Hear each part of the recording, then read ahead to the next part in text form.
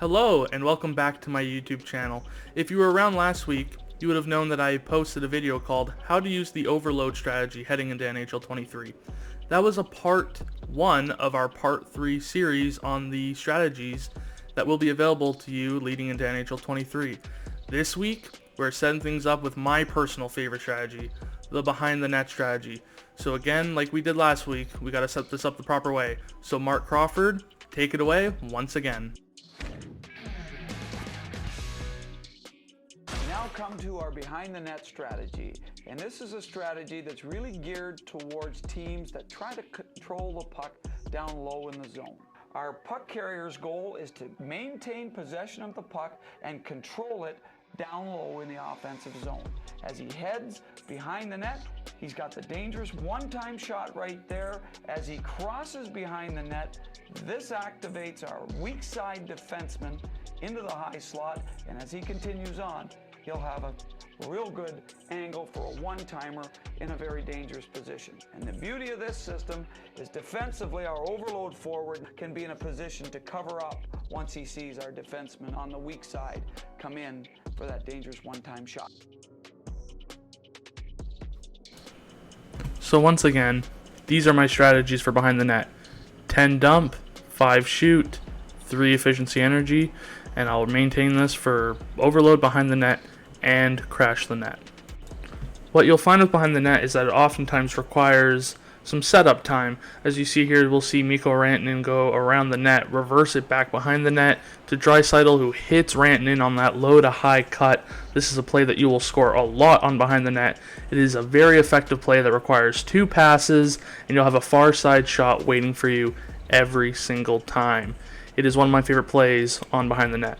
Now here's a goal that requires a little bit more skill, and it can really be the difference between being an average behind the net player and a superb behind the net player.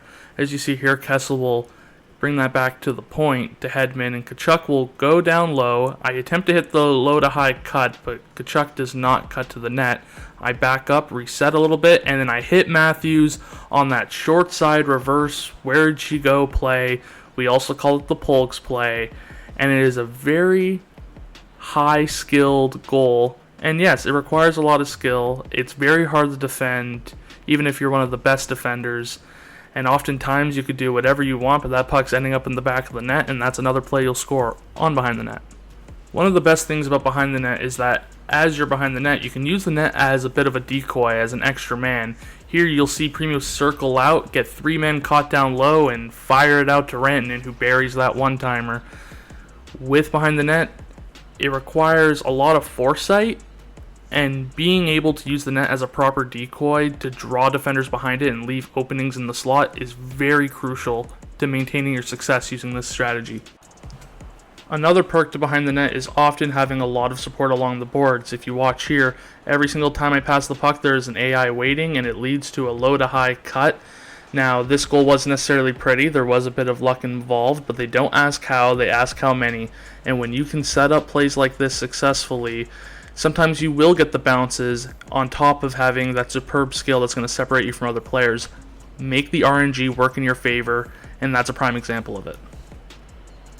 Now on the power play, behind the net does not activate. It is not a power play strategy, but here's a play that you can do while on behind the net. It's the Polks goal again, but instead of walking out one side, you hit the man coming around the net, and then you go back the other way with it and hit Primu. Lots of times defenders will chase behind the net trying to catch that guy behind the net before the puck gets to him, but if you can hit a nice one-touch pass, it'll go in the back of the net. Now just because we're working things down low on behind the net doesn't mean the defenders can't get involved. As you'll see here, the right defenseman Hedman is able to hit a high to low cut instead of the low to high cut with Primu. Now when Hedman, the right defenseman, cut into the slot, the player Primu, who was on the boards to offer support to Hedman in case he rimmed things down low, came to the middle, remained parallel in a vertical sense, and was able to take that cut pass and was able to bury it in the back of the net. Lots of success happening with this play. Cut plays are your friend. Now this is a more individual play. It is a wraparound, but here's a prime example of a defender becoming too anxious due to me setting up behind the net earlier. I'm up 3-2. The defender is trying to catch me before I can go behind the net, trying to stop me below the goal line, and when he dedicates too many defenders to that side of the ice and that low, I'm able to quickly shift my weight, go back around the net with Primu, and score on that far side wrap. If you can set up plays early in the game, especially behind the net, you can use that net as a decoy again and get some far side wraps, and that'll be 1 or 2 more goals to add to the list. Now here's another low to high cut play, but in versus. Now these strategies do work in every single game mode, and here's proof. As you see, I start setting things up behind the net, not afraid to switch sides because there's so much low support, and after 2 or 3 cycles behind the net, I'm able to hit bunting on that low to high cut. Again, it's not the cleanest reception of the pass, but the puck goes clean into the net, and it's a great goal to score. You'll even pick the puck up if there's legs in front. It's a very hard play to defend because defenders are unable to turn around in time to block the pass. And there's an example, and there's a good goal. Now here's another Polk's goal. Now you might be asking yourself, well, you're scoring the same few plays, but I want to show an example of why the Polk's goal is so effective. Now, as we win the face-off here and we get the puck with Morgan Riley, we immediately start working things behind the net, trying to open up this play. Now, there's a couple missed passes, but I do eventually get this set up. And as you'll see, when this shot is taken, Vasilevsky is square to the post. However, when that shot comes, Vasilevsky's upper body kind of comes off the post, which allows me to find that seam on the short side and bury that puck. So even if the goalie seems like he might be there, you'll find yourself potting a lot of goals. It's an absolutely fantastic play to run as many times as you can. Now this is another low to high cut goal. It's a bit different, as in the 2 passes that precede the goal result in my players being flat-footed, but I wanted to show this clip because it's a prime example of why just on behind the net rimming things down low is very safe. You'll always have an AI cutting at the boards to try and get that puck before the defender, get behind the defender, and then start your cycle. This is a very short cycle that results in a low to high cut goal by John Tavares. We get the quit. Here's another example of me using the cycle to allow myself to have that net as a decoy. As I rim things around with Liljegren, I'm able to use the net as a decoy, draw some defenders behind the net, and get that pass out to Tavares, who pots it to make it 3-2. Don't be afraid to use that net and to switch sides to get defenders to chase you behind the net, because all it's going to do is it's going to leave someone open in the slot, and if not, you can just keep doing it, and you'll just maintain puck possession, which is very effective when you have the lead. Now, what I find with behind the net is that behind the net and crash the net are very similar.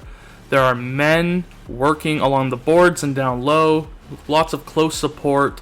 Men can be anywhere on the ice. It's not like overload where it's a set strict 2 men on the overload side and 1 man on the weak side. So what that allows you to do is allows you to have the puck a lot. And with that comes your puck possession time and your puck protection. These things are very important because if you have the puck, your opponent doesn't, and when you have the puck, they can't score. When I make these type of videos, they're with the hope that you as the viewer are able to improve and get better at this game in a competitive sense. So when I'm here telling you that I believe behind the net is actually the best ability to use, I'm telling you the truth. It has the highest ceiling in terms of success, and however, that also means it has the lowest floor in terms of being able to get things done, It requires a lot of skill, it requires a lot of foresight, it requires you to have superb vision, being able to recognize patterns in the defense, being able to recognize patterns in the gameplay in general, as well as being able to spot things not only side to side, but down low, and understanding that players that may not look like they're in a position to shoot or in a position to receive the puck sometimes are the most dangerous players on the ice. These things are very important for a player to recognize in order to have success using behind the net. So with these tips, I'm hoping that you are able to recognize that no matter where your player is on the ice, where the man receiving the pass is on the ice, they can be dangerous and they can be used to create offense, and I think behind the net is probably the best strategy in order for you to recognize that. So keep looking behind the net to create any play whatsoever, maintain possession of that puck, and hold things and reset things, and just find that man on the back door. And don't be afraid to send passes low to high or high to low looking for a cut play, because the more you put on the net and the more quality you get, the more likely you are to win a hockey game. Now that I've kind of wrapped up what behind the net is in terms of plays and showing you clips and how it works, I want to show you some pros and cons, especially cons if you're a newer player. Now the pros are lots of support along the boards, usually a man backdoor behind the net. It uses misdirection to create confusion, leading to wraparounds and tap-ins. You can use the net as a decoy to provide yourself superb puck protection, and it has the highest ceiling in terms of results. If you can use the strat well, you will dominate puck possession and you will win a majority of your games without a shadow of a doubt. The cons, it requires extreme vision and foresight. The play along the boards can be easily predicted and cut off, especially by a player who has maybe played you a couple times, and has the lowest floor in terms of results. It can be confusing to new players who may not play with the pace needed to succeed with this strat, whether it be the speed of the passing or the speed of the players. It can be troublesome, especially to new players. And there you go, some tips and tricks, along with some plays that you can use to set up the behind the net strategy more effectively. Now again, it is my favorite strategy to use. It has enabled me to have the most success in this game, and I think it'll help everyone too. So remember just to follow my guide, which is just don't be afraid to throw things on net, don't be afraid to throw passes. And as you can see in this upcoming clip, which is probably the crowning achievement of my NHL career, at least the most fun I've had ever playing this game, you will see why my voice and my opinion on this will probably never change. So again, thank you for watching the video. Please subscribe if you do, share it, tell your friends, and I hope that y'all can use these strategies effectively going into NHL 23. So I'm going to let No Sleeves and Grizz take this clip away, and I hope to see you guys soon. Ciao. Now goes back into the corner. Pressure there behind the net. Still has it. Point now. 40 seconds to go. Back and forth. He gets it with Van Riemsdyk. There it is. He hits him with it. Back and forth. And he hits that forehand far side shot. And Sap's going to take the lead. And that's what it took to show emotion at this stage of the game. It took till the final minute of the elimination game 3 for Sap to